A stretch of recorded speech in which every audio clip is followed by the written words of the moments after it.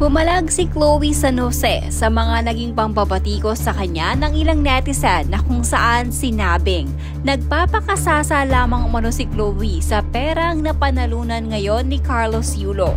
Dagdag pa ng ilan ay parang hindi pa nila nakikita si Carlos na i-treat ang pamilya nito samantalang si Chloe daw ay kung saang-sang bansa na daw mano dinala ni Carlos Yulo. Paano kaya kung walang pera si Kaloy? Ginagayuma na masyado ng Chloe. Iba na talaga pag may pera na. Tinalikuran na ang pamilya niya kahit man siguro may alitan. Hindi pagkakaunawaan sa kanila ang family is family pa rin. Kahit yata isang Andox lechon, hindi pa na-treat ang family. Sorry to say pero matuto tayong lumingon sa pinanggalingan kahit gaano man kasama ang ginawa ng magulang mo sa'yo. Still give them respect, treat them kahit simple lang. Narito naman ang tugon ni Chloe San Jose sa netizen.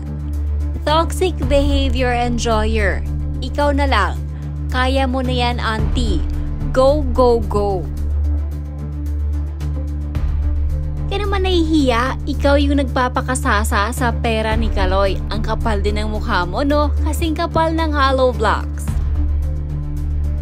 Gawain mo siguro yan, magpakasasa sa pera ng iba. Ganyan talaga siguro magsalita yung mga people who don't know how to earn their own money and ginagamit ibang tao as investment for their own leisure. It's kind of very ambitious woman. Yung tipong hahamakin lahat, makuha lang ang gusto. She's smart, she knows how to play her game. Kita na agad kung paano siya naging controlling at manipulative kay Golden Boy. She's very aggressive and wants it fast-paced. Someone can be authentic as she said of herself, but not disrespectful and manipulative. She's not a humble person. She's ostentatious. Just my personal opinion. Yung mga followers, I'm sure mangbabash kayo, but I don't care. That's my assessment of her personality. If you're deeply concerned with being true to yourself, you're at risk for sticking rigidly to that self instead of evolving and changing.